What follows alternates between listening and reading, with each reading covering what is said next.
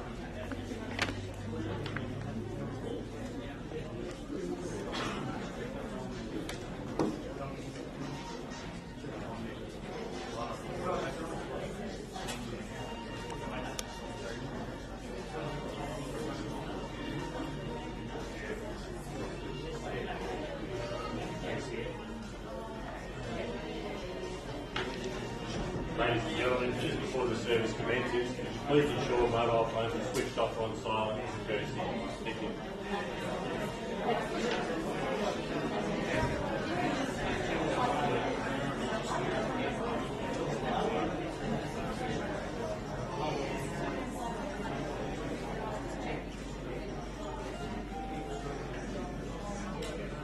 Thank you.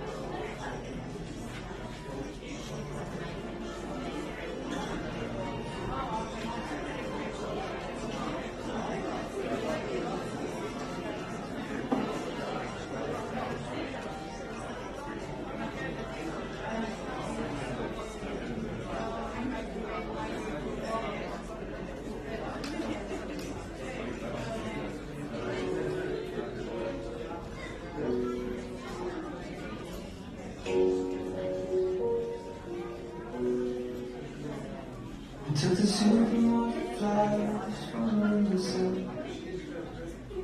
Through the day of tea from the cup.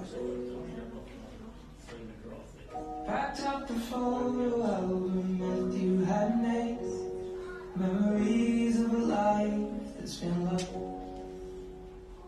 Took the Garrett Wilson cars and stuffed animals. Put the old ginger beer down the sink. Dad always told me, don't you cry when you're down. But Mom, there's a tear every time that I blink. Oh, I'm in pieces, it's tearing me up. But I know a heart that's broke is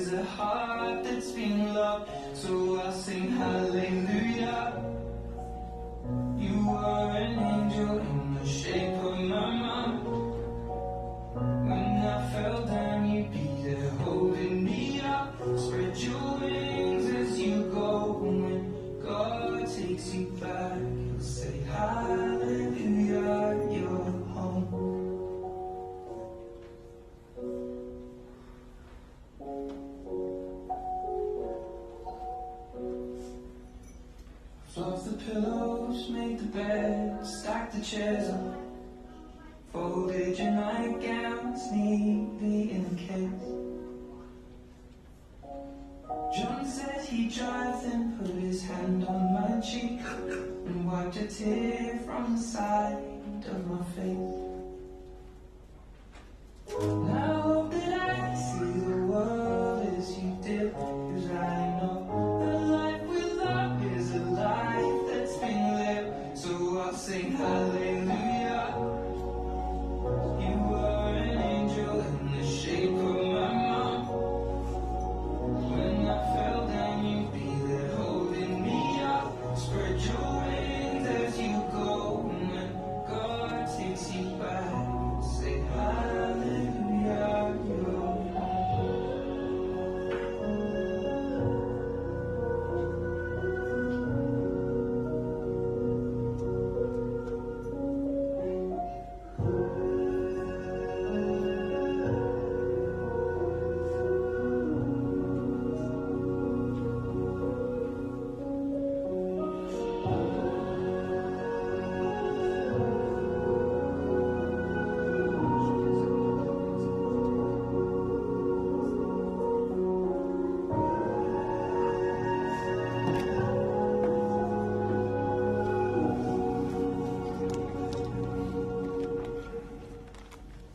Hallelujah, you were an angel in the shape of my mom. You got to see the person I have become. Spread your wings and I know that when God took you back, he said hallelujah, you're home. Well, good morning, family and friends. As you know, we've come here this morning to say a final farewell to a special lady, Patricia May O'Neill, known to everyone as Pat. I would like to share the sadness with you all and seek to support you in your grief. Human beings have sensed the mystery of death and the pain of grief since time immemorial, and every society has developed rites to mark the passage from life through death and commemorate the dead. Today we will do this through this service and the rites by which we will lay Pat to rest. The wounds of grief need time and care to heal, and this service may help this process by enabling us to acknowledge our loss of Pat, to give thanks for Pat's life, to give us the opportunity to say our last farewell to Pat and then begin the process to take up life once more. I would like to offer my sincere condolences to all of Pat's family, to her children, her son Paul and wife Tanya, Greg and wife Therese, Jennifer, Kathy, Laureen and Philip, Gina and Craig, John and Wendy, Christine and Brian, and to Barry, who has gone before Mum. To all her 27 grandchildren and their partners, and to all her 26 great-grandchildren, and to her sisters Betty and Nita and brother Noel, and to all her nieces and nephews and their families, and to her special friend Daphne, and to all other family and friends of Pat's not mentioned. Ladies and gentlemen, I'd now like to introduce you to Pat's grandson, Jimmy, who will now come forward and say a few words about Grandma.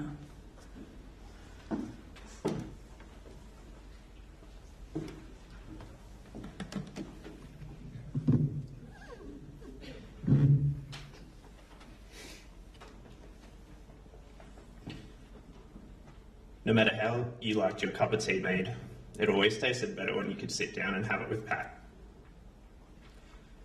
Some have said that life is like a cup of tea. It's all about how you choose to make it. Patricia O'Neill created a cup of tea that was made of unconditional love, kindness, and a loving warmth that only very special people possess. Good morning, family and friends. We come together today not just to mourn the loss of, but also to celebrate the life and legacy of Patricia O'Neill. My name is Jimmy and I have the honour today of sharing this eulogy dedicated to a beautiful woman with you. I'd just like to extend my thanks to everyone for being here today to support the family during this time of grief. Patricia Kelly was born in Orange on the 4th of May 1938. She was the daughter of Tom Kelly and Alice Jane Livingston. She was a beloved sister to Betty, Noel and Nita, as well as Neville, Colin, Kevin and Alan. Having grown up with seven siblings, well, we know where her feistiness came from. At the age of 22, she married William O'Neill on the 30th of April in 1960. Patricia became loving stepmother to John and Christine and had 7 children: Paul, Greg, Jennifer, Barry, Kathy, Lorena and Gina. As the family expanded and grew, they would travel around and live near wherever the work was. Patricia proudly looked after the family and house each day wherever they were living. Within 16 years, the family had lived in numerous places, almost too many to list. In fact, Nen's theme song could have been "I've Been Everywhere, Nen." From Orange, they ventured to Blacktown, Belanglo Forest, Mittagong, Wiles Meadow, New Berrima, Bungadore, Monga State Forest, Braidwood, Goulburn, Fairfield, and finally made their way back to Orange, where Patricia would truly establish the roots for her legacy. I think we can all agree that a monumental part of Patricia's legacy is family. To this day, Patricia, or better known to the following people as Nan, is grandmother to 27 children and great-grandmother to 26, and that part of her legacy is sure to continue to grow. You could tell family was the most important thing to her, because she went out of her way to find a space for every single photo of family members she could get her hands on. And once they were up somewhere in her house, they never came down. Patricia was great at holding conversation, and even better at it when she had her hearing aids in. She was an attentive listener and could keenly remember things you said to her months and months ago. Whatever she would ask you about, though, she didn't mind what your answer was. What she really wanted to know was that you were happy and just as proud of yourself as she was of you. This was a testament to her selflessness and kindness. She may have been shorter than all of us, but she had the biggest heart. Patricia nailed the art of just being able to appreciate things, like her iconic garden in Trinity Place. It was clearly the best kept garden in the whole street, and the colours of the flowers were always as bright as she was when she would spot one of us walking down the path to knock on the door. It almost scared me a few times when I'd reach the door and suddenly the blind was thrown to the side and Nan was standing there already with a big grin on her face. She'd also cut out any newspaper article or photo she found that was to do with her family and proudly let everyone in the family know about it. Or when she'd pick a few of the lotto numbers and get a win. Whatever it was, she was not only able to find joy in all things, but she was able to openly share that joy with everybody else. Nan always had a great fashion sense too. She'd always get dressed up really nicely for family dinners and outings. I've heard it said too that anyone who would ever go shopping with her would have to be dressed neat and tidy. She enjoyed dancing at the bowling club on a Saturday night, playing bingo, solving all the puzzles in the magazines each week, playing lotto, and binge-watching Sons and Daughters. Pat was pretty savvy and knew a couple of good life hacks. If you were going to ring her, you had to ring twice, hang up, and then ring back, so that she knew it wasn't a telemarketer. She had a whole pile of different post-it notes she would leave on the front door, with things written on it like, "Gone to the shops," or "I'm in the shower, wait for me." Another lasting part of her legacy was her kindness. There was a time when one of her friends was in hospital, very sick with cancer. Pat had asked one of her daughters to take her there to visit her friend. After their visit, as they were leaving, Pat said to her daughter, "I'm going back to get her a little chocolate." While it was a simple, kind gesture of chocolate, it reminded her friend that there were still people who cared in a very hard time. It wasn't about whatever Pat chose to get her friend. It was that the action was a selfless choice of the heart.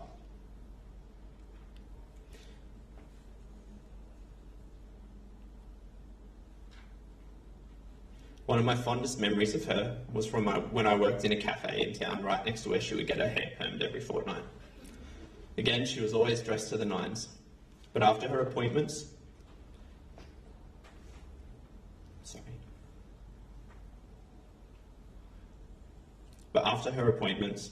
she would pop into the cafe and ask for a pot of green tea because the lit tea leaves looked like marijuana, and it made her giggle each time without fail.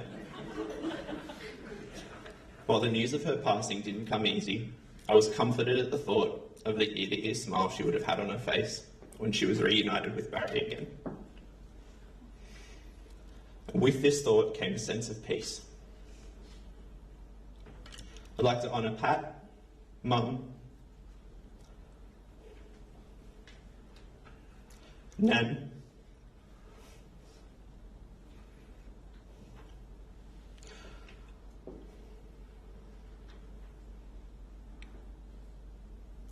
one last time with this poem.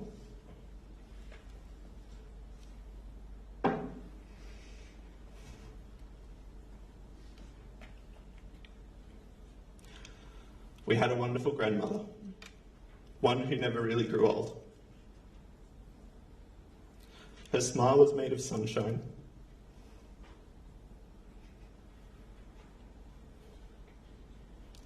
And her heart was solid gold.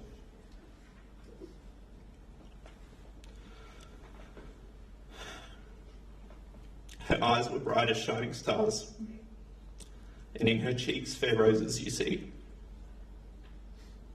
We had a wonderful grandmother, and that's the way it will always be. Nan always said, when I win the lotto, I'll buy it for you. But we didn't need her to win the lotto because there was no Powerball or jackpot that was ever going to be worth more than her.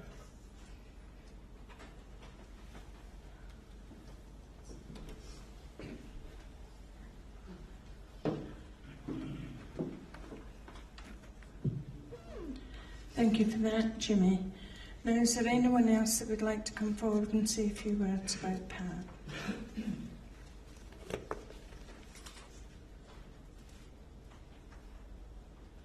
No? Okay. Well, death in a number of ways unites us all, ladies and gentlemen. Pat's death for a while will ask that we put aside our toils, our cares, businesses, pleasures and our follies to unite ourselves as fellow mourners who share in the common bond of love and respect that we all have for Pat. The final parting signified by death is bound to bring shock and sorrow whenever the ties of love and friendship are involved. Those of us who feel deeply will grieve deeply. No philosophy or religion ever taught can prevent this holy and natural reaction of the human heart. Yet, whatever the relationship and enterprises death speaks upon, we can be sure that those whom we have lost are finally and eternally at peace. Nothing can now detract from the joy and the beauty that you've all shared with Pat, and nothing can possibly affect the happiness and the depth of experience that she herself knew. What has been forever. The past, with all its meaning, is sacred and secured. Your love for her and her love for you, her family, and her friends cannot be altered by time or circumstance. Each of you will rejoice that Pat is part of your lives. Her influence endures in your own acts and thoughts. Each of you will remember her as a living, vital presence. That memory will bring refreshment to your hearts and strengthen you in times of trouble. These are the reflections you will each treasure, for there can never be too much friendship in this world, too much human warmth, or too much love. And now, family and friends, will you please join with me now for reflection time? You may wish to take this time to reflect the meaning that Pat's life had upon your own.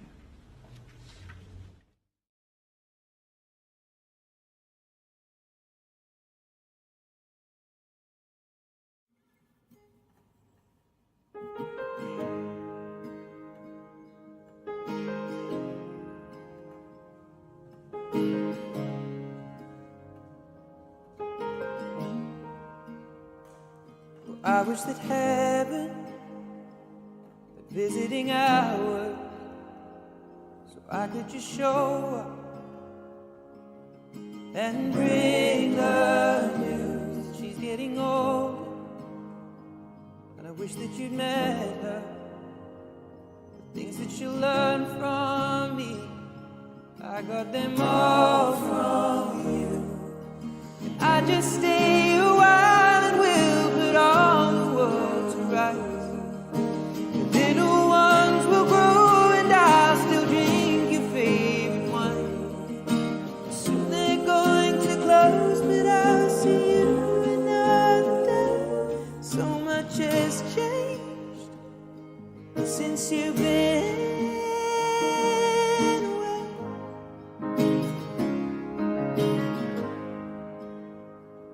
Well, I wish that heaven visiting hours, so I could just swing by and ask your advice. What would you do in my situation? I haven't a clue how I'd even raise it. What would you do? 'Cause you'd always do what's right. We just took a while until my worries disappeared. I'll tell you that I'm scared of turning out a failure. You say remember that the answer's in the love that we create. So much has changed since you've been away.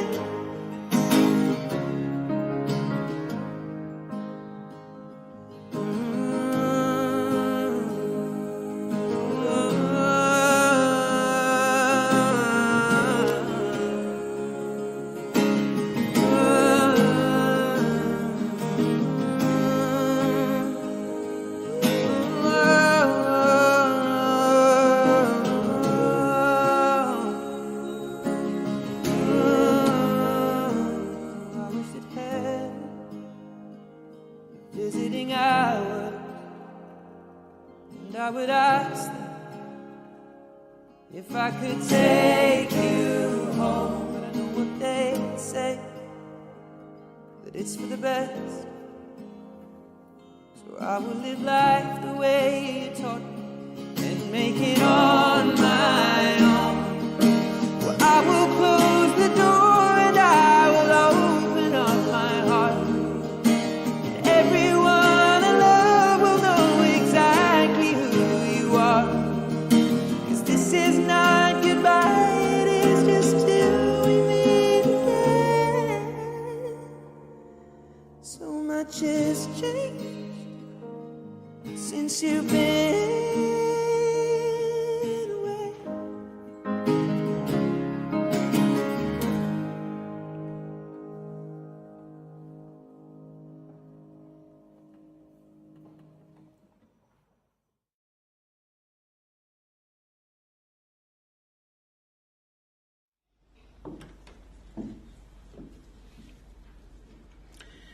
Ladies and gentlemen, I'd now like to introduce you to Pat's great-granddaughter Jade, who will come forward and do a reading called Her Journey's Just Begun.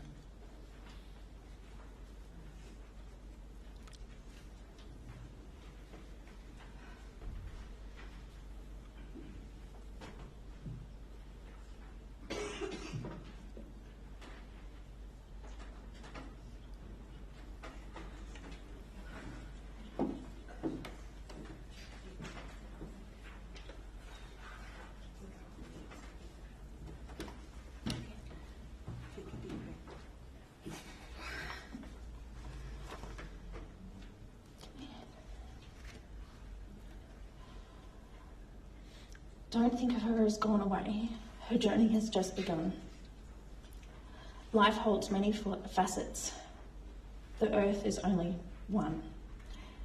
Just think of her as resting from the sorrows and the tears in a place of warmth and comfort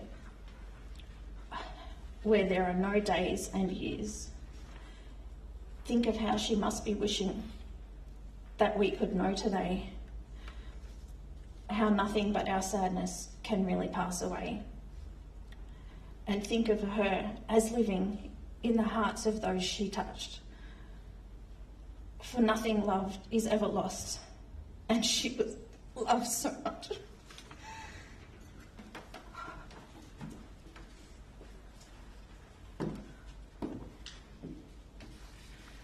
Thank you for that, Jane. Before we say farewell to Pat, let us be grateful for the intangibles, the impact that Pat's life had upon yours. Each of you will remember the fun times that you had with her, the times that you struggled and searched with her. But collectively, you'll remember her for her love for you and your love for her.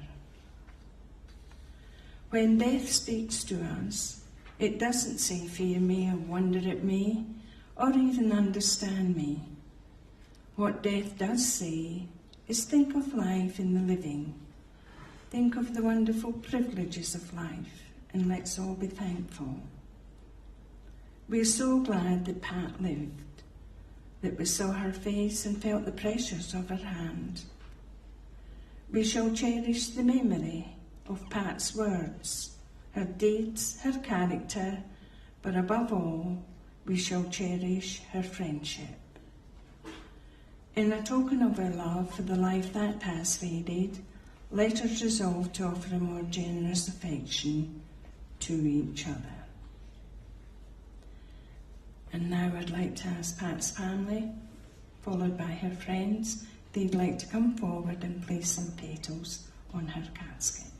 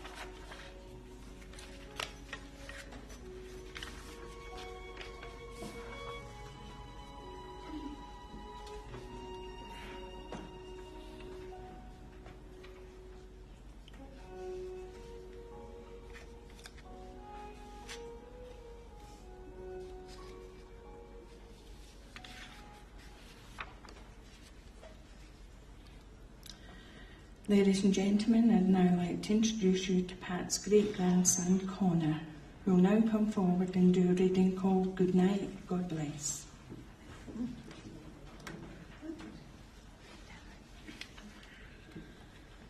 Without your kind and gentle smile and sweet familiar face, a treasured life is missing and the world's a sadder place.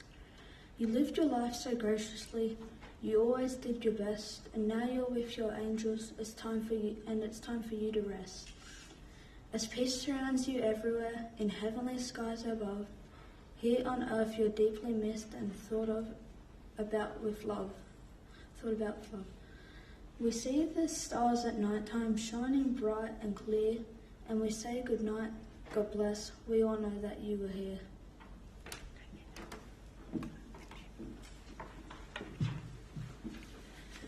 Thank you for that, Connor. Tenderly and reverently, we shall now say our final goodbye to Pat.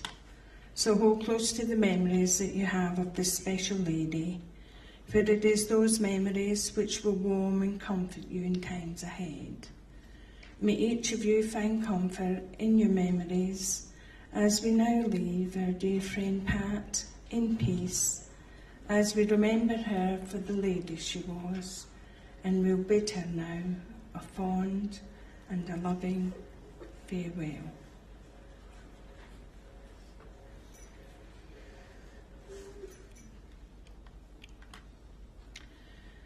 Family and friends, that will now bring closure to the service here this morning for Pat.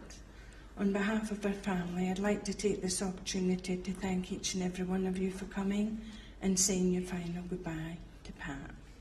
If you'd like to continue celebrating the life of Pat with our family, please feel free to join with them for light refreshments back at 76 Turner Crescent.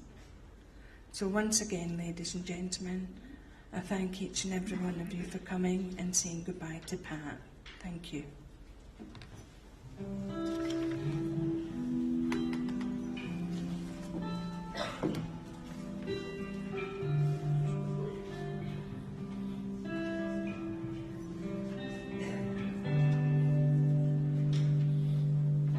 I see trees of green, red roses too.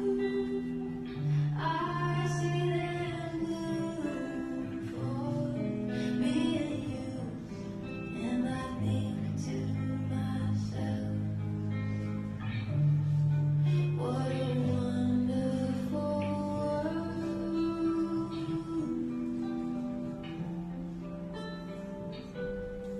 I see skies of blue, clouds of white, bright blessed day, dark sacred nights, and I think to myself,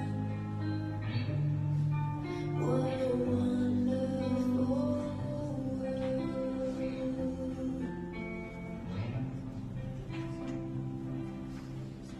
The color